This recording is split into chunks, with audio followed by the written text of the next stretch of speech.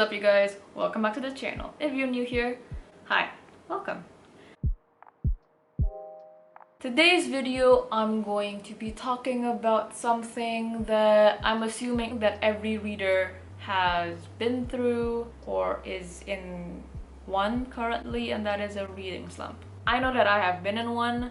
I've actually been in multiple reading slumps over the years, and a lot of things could have contributed to why I slumped at my reading. The one time that was really bad was because I was in uni and there were just a lot of assignments that got piled up out of procrastination, and plus because I live abroad and in a small dorm, I don't have a lot of space for books anyway. I am not going to spare any luggage weight on books when I could pretty much fill it up with food and other basic necessities. I'm sure that you all have your own different stories of what led you into a reading slump, but we're not here for that. We're here to get rid of this reading slump and build up the motivation to get back into reading.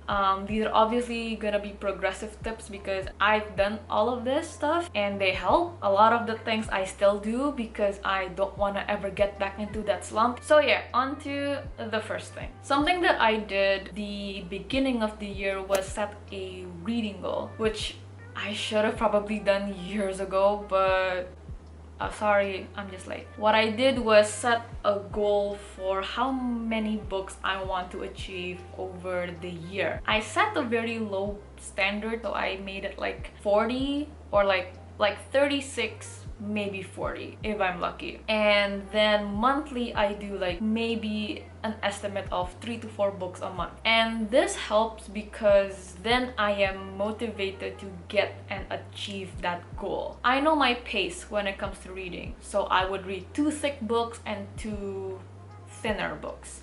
And then there's also my daily goal, which would be read 1 chapter or read 2 chapters a day. It's not so much of forcing myself, but making it into a habit. Tip number 2 is to take a break from your go-to genre or something that you would normally gravitate towards. For me, it is fantasy fiction. I love that genre to death, but if I read something not similar but like something of the same genre for too long, I tend to get very bored of it. So I have to switch things up, and at the moment I am reading a historical fiction, which is doing really well for me. I surprisingly love it. It's The Vanishing Half by Britt Bennett. I'm really enjoying the book. I am going to do a book review on it, which I will post on my Instagram. And yeah, so basically switch it up. If you're into contemporary, switch it up with fantasy or non-fiction. Also, by doing this, you are branching out and you're letting yourself try new things, which is always a good thing, and experience different authors, because I feel like different genres have different styles and different authors have different takes on those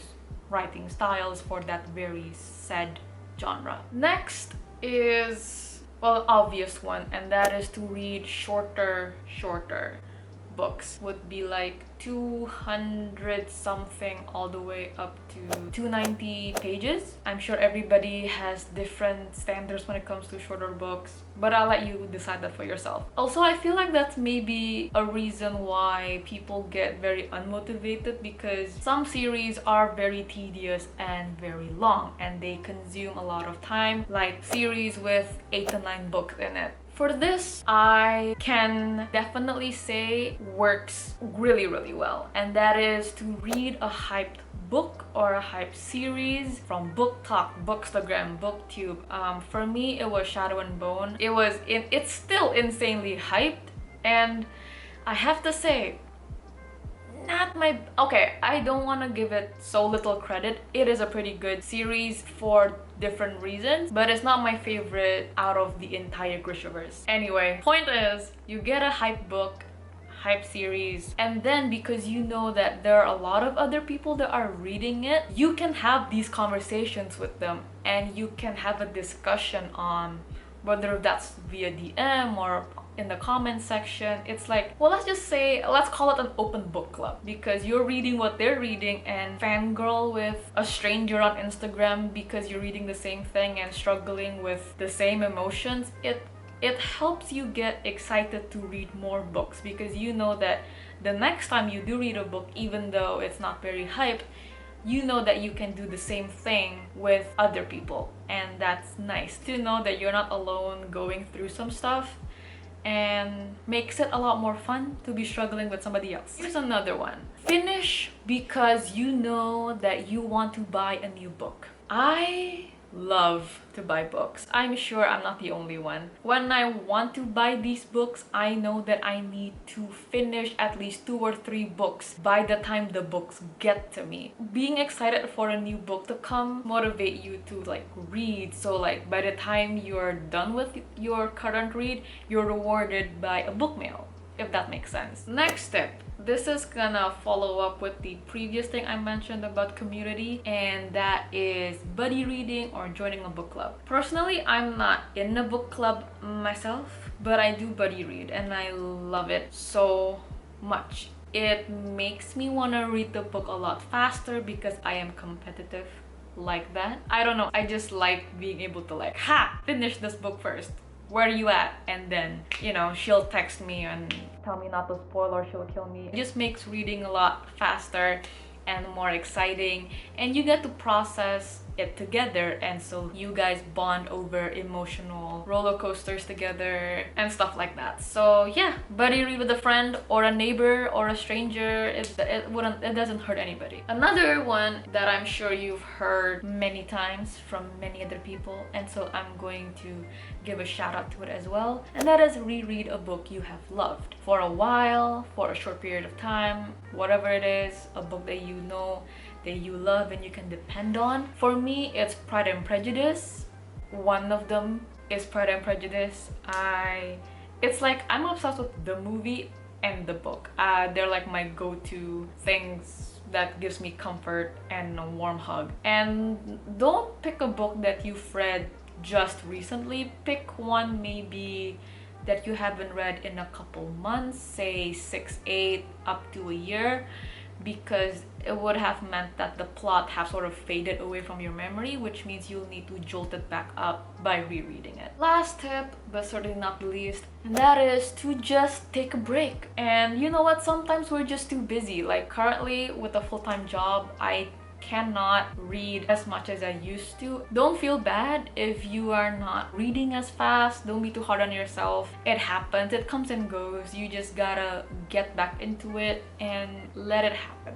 And I'm sure that you'll get through your reading slump. I believe in you. You'll be fine. And with that, I'm going to end with some book recommendations that I'm sure or hopefully could get you through. First one, The Wicked Deep by Shia Earnshaw. That book got me out of my reading slump. I remember end of 2020, I just wasn't feeling it. I don't know what came over me. I just don't want to read. I don't know, it was just a lot. I was going through a lot mentally, and I don't even remember how I got into that book, but I did, and it was so good, and I wish there was a lot more hype. It's an easy read. I believe I got through it like in less than 2 weeks. It was pretty fast for someone in a reading slump. So yeah, it's a really good book, highly recommend it, and it's a standalone. The next, I'm going to recommend 2 trilogies that I think are so good. One of which is the Folk of Air trilogy by Holly Black. I was not very convinced on a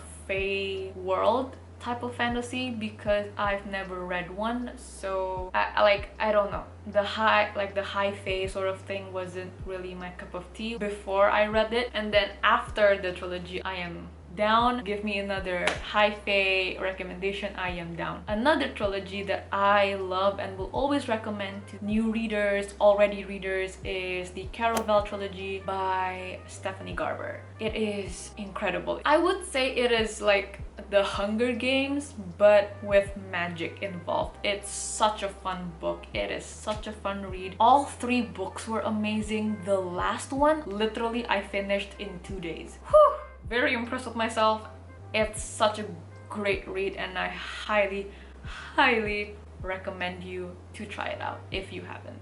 If you have, reread it. It's so good. Another recommendation is the Six of Crows duology. All the hype that is all over the internet about these 2 books, Six of Crows and Crooked Kingdom, it lives up to its expectations. It lives up to all of the hype. It is so good. The ending hurts. It's bittersweet. It hurts, but it's so good. Oh, also, by the way, it's by Lee Bardugo, if you don't know who she is already. If you do not know who she is, then I think you've just been living under a rock. And the last book that I will recommend will be Me Before You by Jojo Moyes. I hope I said her name right. It's a romance which I don't read often, but the reason why I think it's a good read is because, again, fantasy isn't really up to everyone's speed.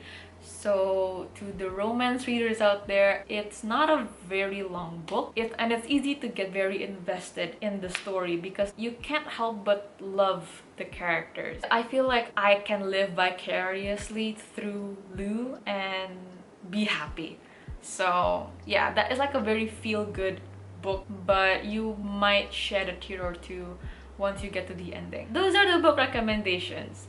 And with that, thank you guys so much for watching. If you haven't already, you can follow me on my social media platforms. And when I say that, I literally just mean Instagram, because I don't have any other social media accounts because I am lame like that. I will link them in the description box below. I post a video every week. Don't forget to like this video and comment down below what books have gotten you out of a reading slump, or what are books that you are excited to read next.